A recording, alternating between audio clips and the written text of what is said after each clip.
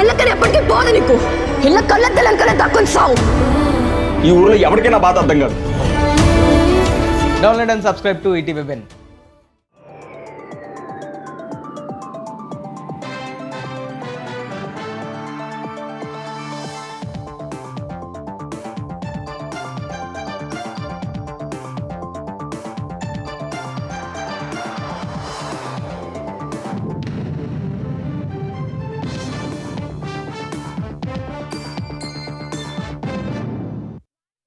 నమస్కారం, ఈటీవీ న్యూస్కు స్వాగతం. ముందుగా ముఖ్యాంశాలు. కొత్త సుప్రీం వచ్చిన వేళ ఇరాన్పై దాడులు తీవ్రం చేసిన ఇజ్రాయెల్. ఐఆర్జీసీ వైమానిక దళ కార్యాలయాన్ని ధ్వంసం చేసినట్టు ప్రకటన. ముస్తాబా నేతృత్వంలో ఇజ్రాయెల్ అమెరికా స్థావరాలపై దాడులు పెంచిన ఇరాన్. చమురు కేంద్రాలే లక్ష్యంగా డ్రోన్లు క్షిపణుల ప్రయోగం. అంతర్జాతీయ మార్కెట్లో భగ్గుమన్న ముడిచమురు ధరలు. $100 దాటిన బ్యారెల్. భారీ నష్టాల్లో ముగిసిన స్టాక్ మార్కెట్లు. వైసీపీ 5 ఏళ్ల పాలనలో కల్తీ కుంభకోణాలేనన్న చంద్రబాబు. వచ్చే ఫిబ్రవరిలోపు రెవెన్యూ సమస్యలన్నీ పరిష్కరిస్తామని ప్రకటన. అన్ని సౌకర్యాలతో స్పోర్ట్స్ యూనివర్సిటీల నిర్మాణానికి రేవంత్ ఆదేశాలు. భవిష్యత్ అవసరాలు శిక్షణకు అనుగుణంగా తీర్చిదిద్దాలని సూచన.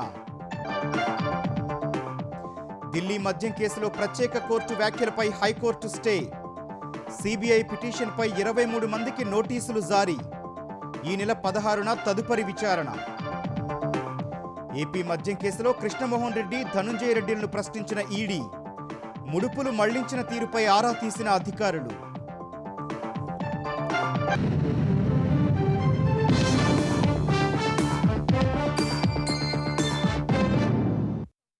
పశ్చిమాసియాలో యుద్ధం 10వ రోజుకు చేరుకుంది. ఇరాన్పై క్షిపణులు, డ్రోన్లతో ఇజ్రాయెల్, అమెరికా దళాలు విరుచుకుపడుతున్నాయి.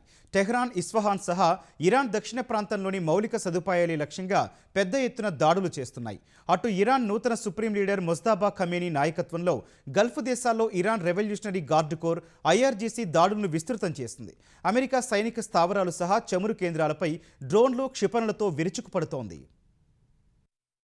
ఇరాన్పై వైమానిక దాడులను ఇజ్రాయెల్ తీవ్రం చేసింది. ఇస్ఫహాన్ ప్రావిన్స్లో రాకెట్ ఉత్పత్తి కేంద్రం సహా క్షిపణి ప్రయోగ కేంద్రాలను ధ్వంసం చేసింది. Iran paramilitary revolutionary guard command center పైన దాడి చేశామని ఇజ్రాయెల్ సైన్యం తెలిపింది. టెహ్రాన్లో ఐఆర్జీసీ వాయుసేన ప్రధాన కార్యాలయాన్ని ధ్వంసం చేశామని ఐడీఎఫ్ ఎక్స్లో పోస్ట్ చేసింది. ఈ దాడిలో మాజీ air force commander Amit Ali మృతి చెందారని తెలిపింది. దాడులకు ఆదేశాలిచ్చే కమాండ్ కంట్రోల్ సెంటర్ను సైతం ధ్వంసం చేశామని వివరించింది. ఇరాన్పై తమ ఆధిపత్యం కొనసాగుతోందని యుఎస్ సెంట్రల్ కమాండ్ ఒక వీడియోను ఎక్స్లో పోస్ట్ చేసింది. ఇరాన్పై దాడులను ముగించే అంశంలో ఇజ్రాయెల్తో సంప్రదించాక నిర్ణయం తీసుకుంటామని అమెరికా అధ్యక్షుడు డొనాల్డ్ ట్రంప్ తెలిపారు.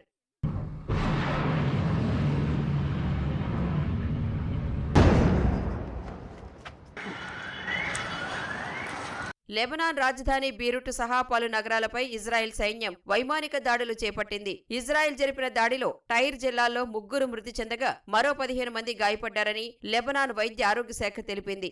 దక్షిణ లెబనాన్లో 2 పారామెడిక్లు మరణించారని వెల్లడించింది. తమ భూభాగంలో భూతల దాడులు చేస్తున్న ఇజ్రాయెల్ సైన్యంపై రాకెట్లతో దాడి చేశామని హెజ్బొల్లా గ్రూప్ తెలిపింది. మరోవైపు దక్షిణ లెబనాన్లోని నివాస ప్రాంతాలపై ఈ నెల 3న వైట్ ఫాస్ఫరస్ బాంబులతో ఇజ్రాయెల్ దాడి చేసిందని న్యూయార్క్ కేంద్రంగా పనిచేసే హ్యూమన్ రైట్స్ వాచ్ సంస్థ ఆరోపించింది. గల్ఫ్ దేశాల్లోని అమెరికా స్థావరాలపై ఇరాన్ దాడులు కొనసాగుతున్నాయి. ఇరాన్ జరిపిన డ్రోన్ దాడిలో మనామాలోని సిత్రా ప్రాంతంలో 32 మంది గాయపడ్డారని బహ్రెయిన్ మీడియా తెలిపింది. ఇరాన్ డ్రోన్ దాడి తర్వాత చమురు ఎగుమతులను తాత్కాలికంగా నిలిపివేస్తున్నట్లు బహ్రెయిన్ ప్రభుత్వ చమురు సంస్థ బాప్కో ఎనర్జీస్ తెలిపింది. షాయిబా చమురు కేంద్రం దిశగా వచ్చిన 4 డ్రోన్లను గగనతలంలోనే అడ్డుకున్నామని సౌదీ అరేబియా రక్షణ శాఖ తెలిపింది. అమెరికా సైనికులు బస చేస్తున్న ప్రిన్స్ సుల్తాన్ వైమానిక స్థావరం దిశగా దూసుకొచ్చిన బాలిస్టిక్ క్షిపణిని పేల్చివేశామని పేర్కొంది. యుఏఈపై ఇరాన్ మరోసారి భారీ స్థాయిలో క్షిపణులు, డ్రోన్లతో విరుచుకుపడింది. 15 క్షిపణులను తమ డిఫెన్స్ వ్యవస్థ గుర్తించిందని, వాటిలో 12 క్షిపణులను గాలిలోనే పేల్చివేసిందని యుఏఈ తెలిపింది. మిగిలిన 3 క్షిపణులు సముద్రంలో పడిపోయాయని పేర్కొంది. ఇరాక్ రాజధాని బాగ్దాద్లో ఇరాన్ డ్రోన్ శిథిలాలు పడి ఓ భవనంలో మంటలు చెలరేగాయి.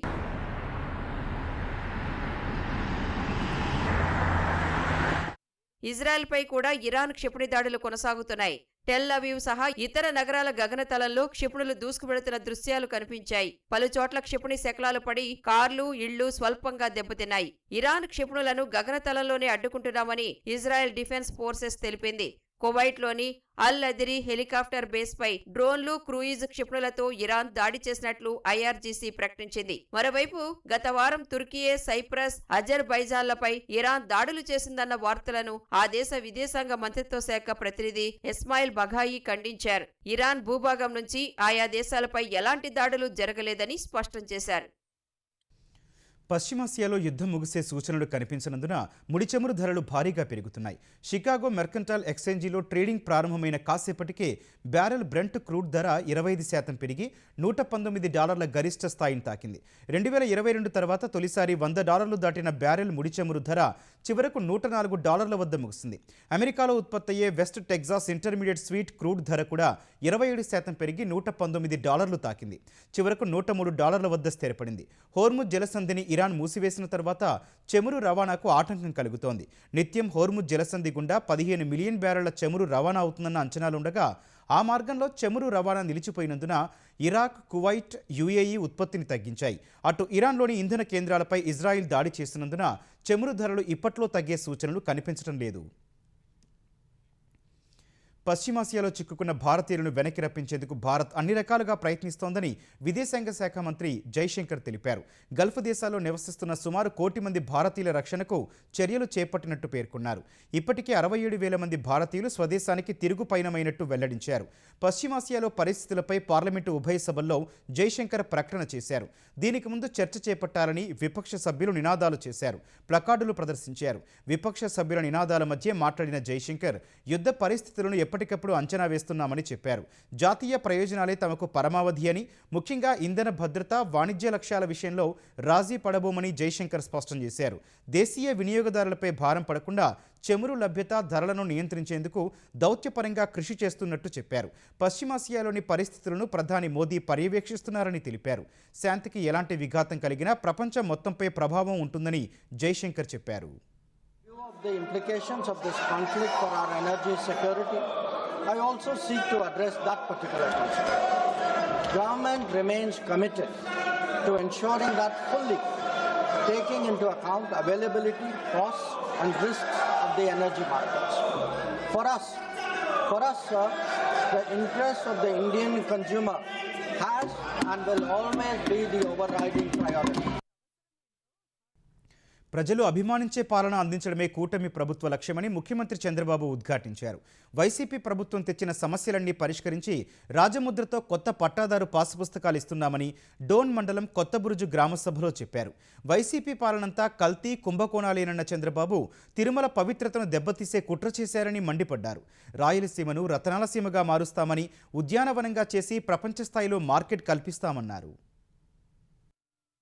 నంద్యాల జిల్లా డోన్ నియోజకవర్గంలో పర్యటించిన సీఎం చంద్రబాబు మీ భూమి మీ హక్కు పేరుతో కొత్తబురుజులో నిర్వహించిన గ్రామ సభలో పాల్గొన్నారు. సభా ప్రాంగణంలో ఏర్పాటు చేసిన హార్టికల్చర్ పంటల ఉత్పత్తుల స్టాళ్లను పరిశీలించారు. స్థానిక రైతులతో ముచ్చటించారు. అనంతరం సభలో మాట్లాడిన ఆయన కూటమి ప్రభుత్వం వచ్చాక ల్యాండ్ టైటిలింగ్ చట్టం రద్దు చేశామని గుర్తు చేశారు. రికార్డులు తారుమారు చేయకుండా పక్కాగా పట్టాలు ఇవ్వాలని నిర్ణయించామని చెప్పారు. వైసీపీ హయాంలో జరిగిన తప్పులను సరిదిద్దుతూ క్యూఆర్ కోడ్తో పట్టాదారు పాస్ పుస్తకాలు ఇస్తున్నామని తెలిపారు. ఎవరు తప్పు చేసినా వెంటనే తెలుస్తుందని, ఒక్క పైసా కూడా అవినీతి లేకుండా పట్టా ఇప్పించే బాధ్యత తనదని పేర్కొన్నారు. రాయలసీమను రతనాల సీమగా తీర్చిదిద్దాలని తాను కష్టపడుతుంటే వైసీపీ నేతలు కుట్ర రాజకీయాలు చేస్తున్నారని మండిపడ్డారు.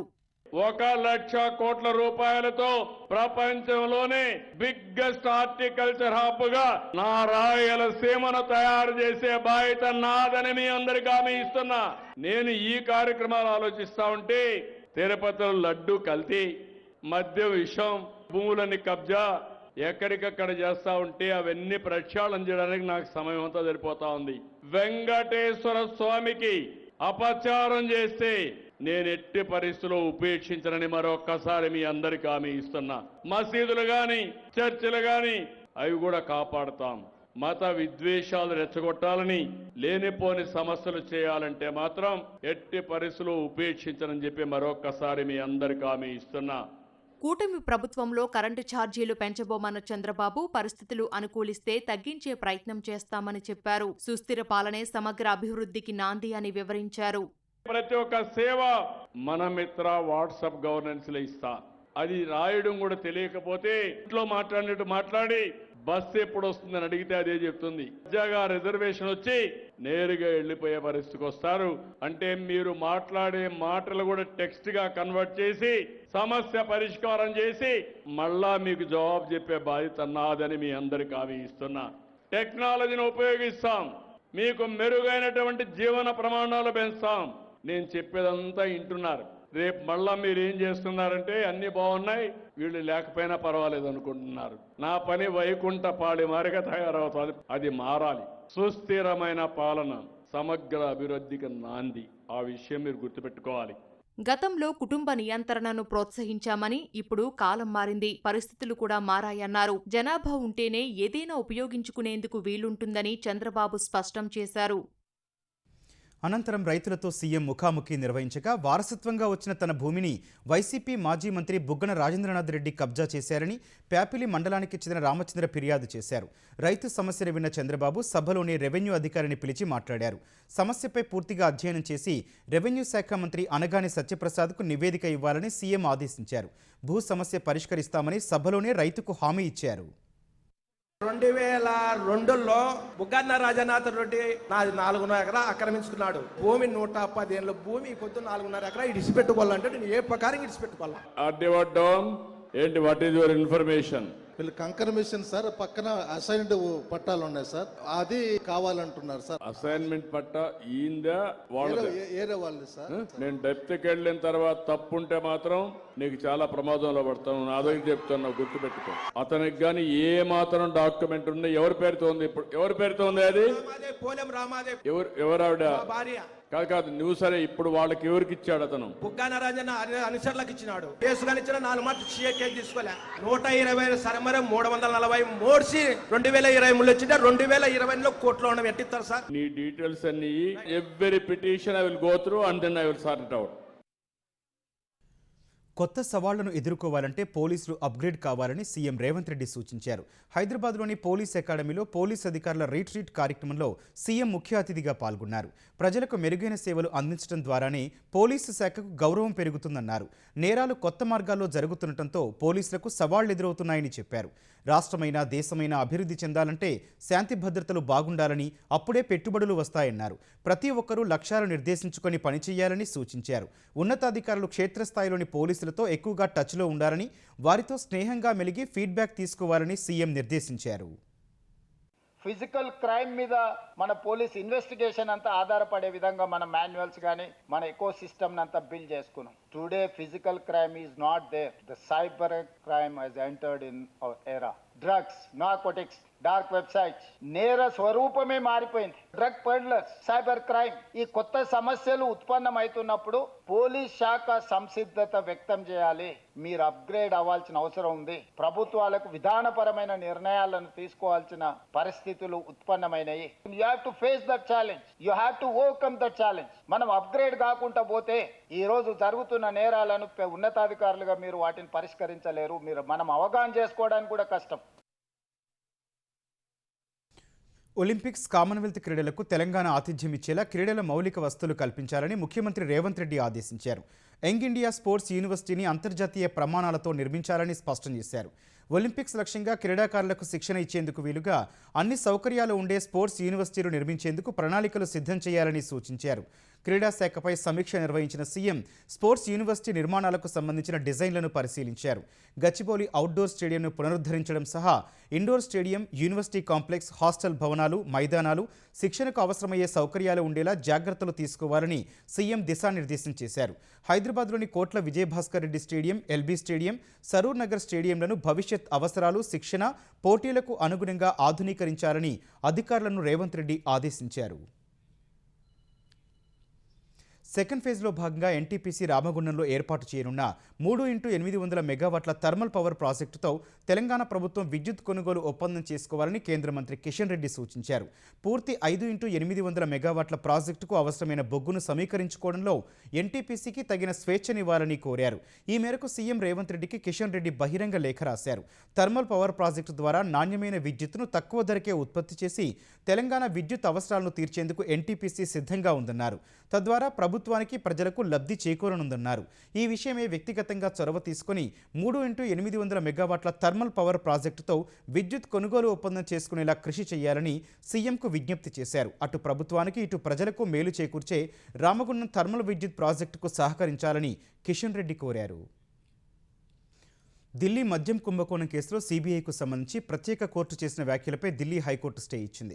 ఈ కేసును దర్యాప్తు చేస్తున్న అధికారిపై శాఖాపరమైన చర్యలు తీసుకోవాలన్న ప్రత్యేక కోర్టు ఆదేశాలపైన హైకోర్టు స్టే ఇచ్చింది. ఈ కేసులో నిందితులకు రౌస్ అవెన్యూ కోర్టు ఇటీవల క్లీన్ చిట్ ఇవ్వడాన్ని సీబీఐ ఢిల్లీ హైకోర్టులో సవాల్ చేసింది.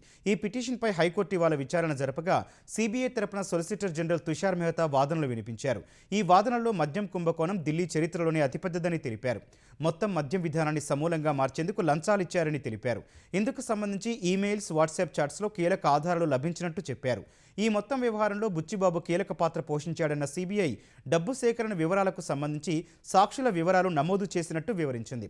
శాస్త్రీయ దర్యాప్తుతోనే సీబీఐ కుట్రను బయటపెట్టిందన్న తుషార్ మెహతా హవాలా మార్గంలో డబ్బుల లావాదేవీలు జరిగాయని నిర్ధారించినట్టు తెలిపారు. కీలక సాక్షులందరి విచారణ మెజిస్ట్రేట్ ముందు జరిగిందని, మొత్తం 164 మంది సాక్షుల వాంగ్మూలాలు దర్యాప్తు సంస్థ నమోదు చేసినట్టు తెలిపారు. ఈ వాదనల తర్వాత ప్రత్యేక కోర్టు వ్యాఖ్యలపై స్టే విధించిన ఢిల్లీ హైకోర్టు కేజ్రీవాల్, కవిత, మనీష్ సిసోదియా సహా మొత్తం 23 మందికి నోటీసులు జారీ చేసింది. ఈడీ కేసు విచారణ వాయిదా వేయాలని ట్రయల్ కోర్టుకు సూచిస్తూ తదుపరి విచారణను ఈ నెల 16కు వాయిదా వేసింది. ఏపీ మద్యం కేసులో నిందితులు ఈడీ విచారణకు హాజరయ్యారు. ధనుంజయ రెడ్డి, కృష్ణమోహన్ రెడ్డి, చాణక్య, వెంకటేష్ నాయుడు ఈడీ విచారణకు వచ్చారు.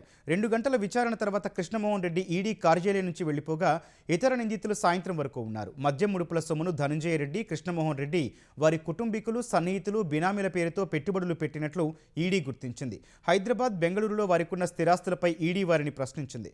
2019-24 మధ్య అనుమానాస్పద లావాదేవీలపై ధనుంజయ రెడ్డి స్టేట్మెంట్ రికార్డ్ చేసింది.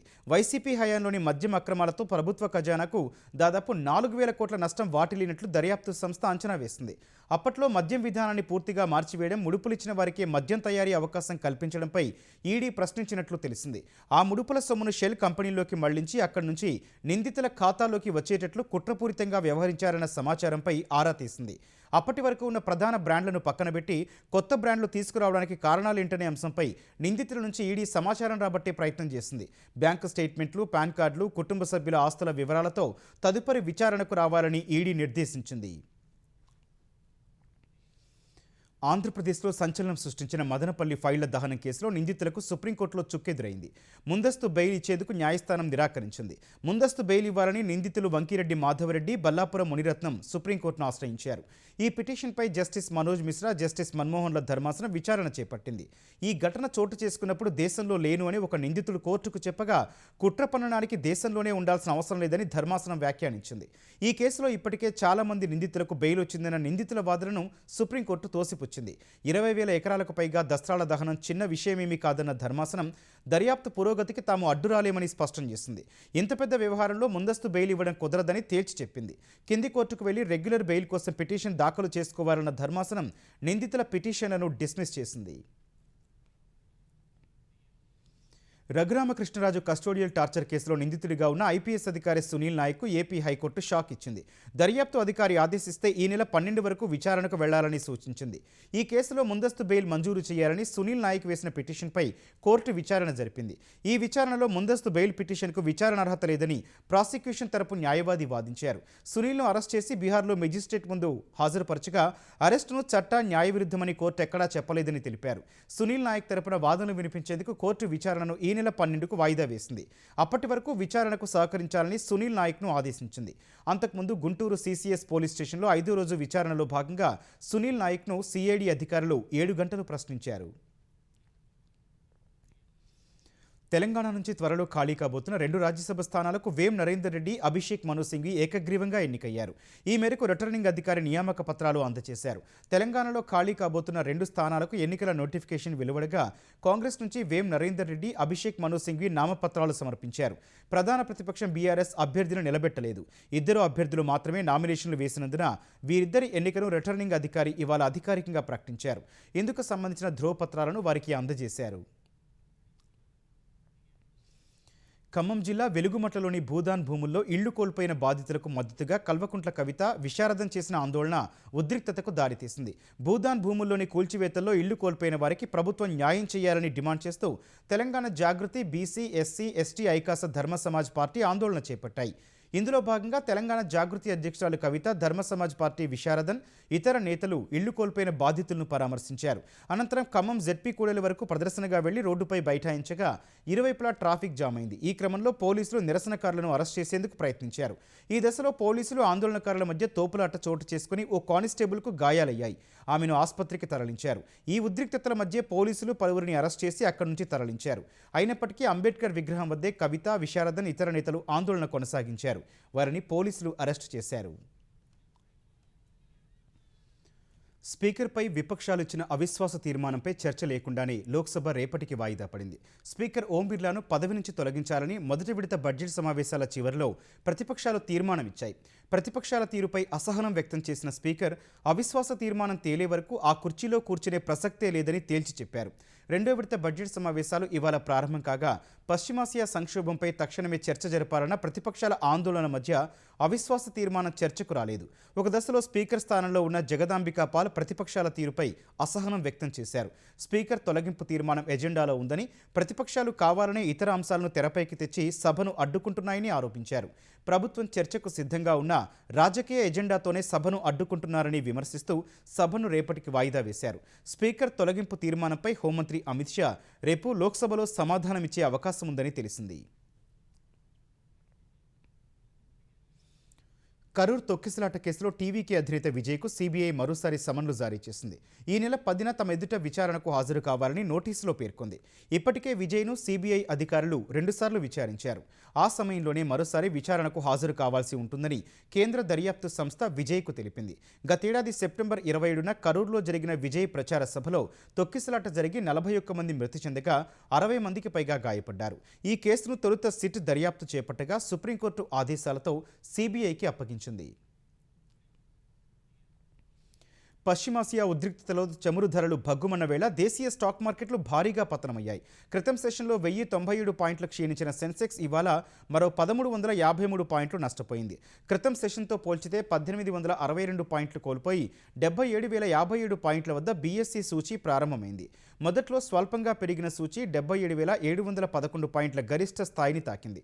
అనంతరం చమురు ధరల పెరుగుదలకు రూపాయి పతనం కూడా తోడవగా మదుపరులు అమ్మకాలకు దిగారు. ఫలితంగా ఒక దశలో 2,000 పాయింట్లకు పైగా సెన్సెక్స్ సూచీ పతనమైంది. ఈ క్రమంలో బీఎస్సీ 76,424 పాయింట్ల కనిష్ట స్థాయిని నమోదు చేసింది. చివరిలో స్వల్పంగా పెరిగి 77,566 పాయింట్ల వద్ద ముగిసింది. జాతీయ స్టాక్ ఎక్స్చేంజ్ సూచీ నిఫ్టీ 422 పాయింట్లు క్షీణించి 24,028 పాయింట్ల వద్ద ముగిసింది.